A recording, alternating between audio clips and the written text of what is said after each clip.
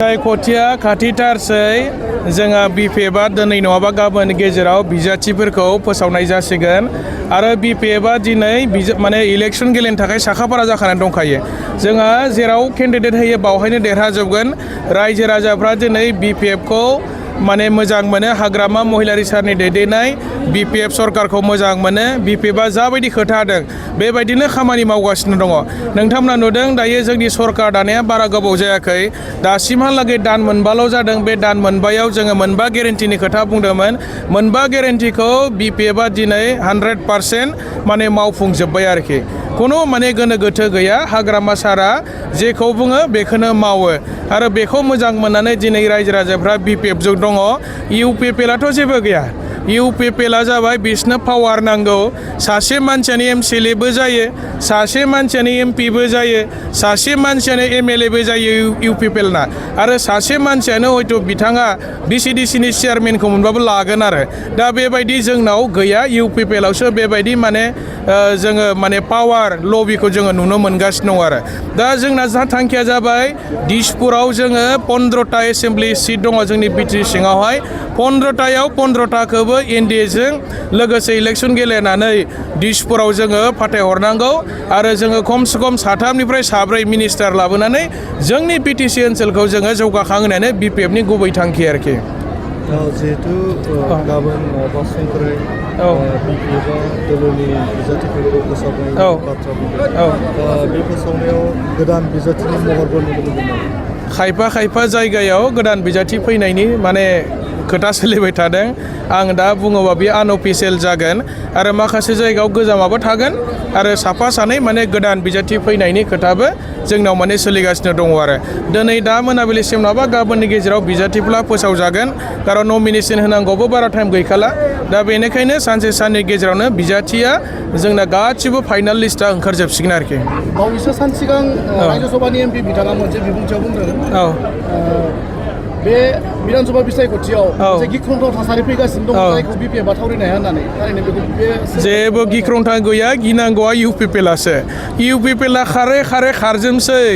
MCLA 3 4 phone हरगासिनो दङ जोंखौबो लादो होननानै।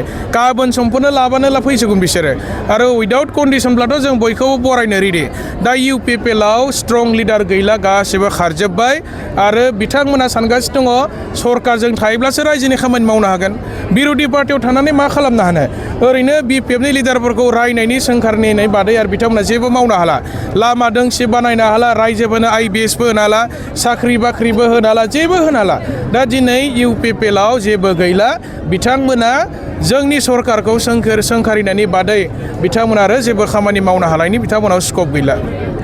जिहेतु ससियेल मिडियायाव गोसारदों जे लाइमोनफोरनो 2 लाख रां होनायनि मुङाव जे रां लानानै बा घुस लानानै जे प्रमाण हो। जोंनाव जुदि प्रमाण मोनोब्ला जोङो बिनि सायाव नायबिजिरगोन। सोरबा जुदि बेबायदि खालामनायनि डाटा दङब्ला जों बिनि सायाव नायबिजिरगोन आरोखि।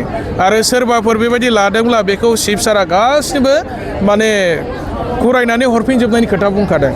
माने जोङो बेबायदि खालामनो होनाय जानाय नङा। जोङो बेबायदि मालाबाबो खालामग्रा सुबुंखौ जोङो लाय होनाय जानाय नङा आरो।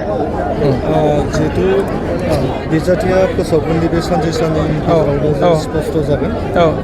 खिन्थु मोनसे बाथ्रा जिहेतु बिपिएफआ थांनाय काउन्सिल इलेक्सनाव 48 बियाबखौ देरहानो हादोंमोन। नाथाय एसेबां बियाब देरहासेयावबो जे बिटिसिआव बिटिसिनि 15 जितु बिधानसभा बियाब नङा बिजेपिनो सरकार हिसाबै जोङो एलायन्सआव दङ। एलायन्स हिसाबैथ' माने जोङो सिटखौ शेयारिं खालामखानांगोन। मोनसे मोननै सोरनोबा होनांगोन। Give and tech. दा बेनि थाखाय बिपिएफआ माने जोङो दा एनडिए एलायन्सआवसो गेलेदों। दा एनडिए एलायन्सआव जोंहा सरकारा सोलिगासिनो दङ हिसाबै बिथांमोननोबो जोङो अबेबा मोनसे मोननै सिटखौ माने एडजास्ट खालामनो गोनां जादों आरो खारन सरकारा जमा सोलिगासिनो दङ। दा बे हिसाबैसो बे सोलिगासिनो दङ आरो बेनि बादै जेबो गैया। सरकारा जोंनि भिसिडिसि चेयारमेनफ्रा जोंनि जे मेक्सिमाम एमसिएलए दायो 29 जन जाबाय एमसिएलए। दा खाम्फा बरगयारि फैनायनि उनाव बिपिएफआव दायो 29 जन एमसिएलए दङ।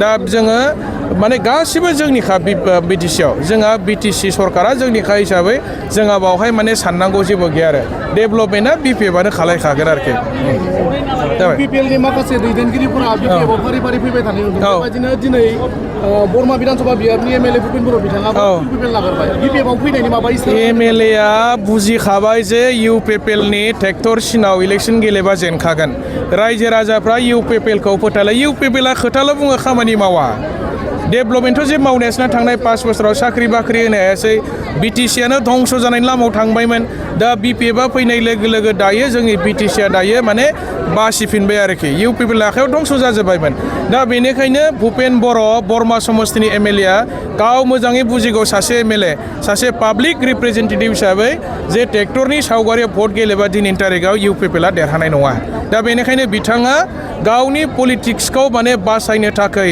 बा फिउचारखौ सानहरनानै बिथाङा दिनै बिपिएफ हान्जायाव फैनायनि इसारा होदों प्रमद बर' बिथाङा तामुलपुराव गावखौनो टिकेट फोसावनानै लाबाय एमएलए गेलेनो थाखाय बियो डाइरेक्टलि माने सरकारनि एगेन्स्टआव माने गाव गसंनाय जादों आरोखि एनडिए सरकारनि एगेन्स्टआव बिजेपि सरकारनि एगेन्स्टआव दा बिथाङा बोरै देरहानो माने सेन्ट्रेलावबो स्टेटआवबो एनडिए सरकार दं जोंनि बिटिसिआवबो दायो एनडिएनि सरकार सोलिगासिनो दङ दा प्रमद बर'आ एइबार तामुलपुराव एमएलए गेलेयोब्ला बिथाङा जेननाया रोखा जानानै दङ आरोखि देरहानाया सम्भब जानाय नङा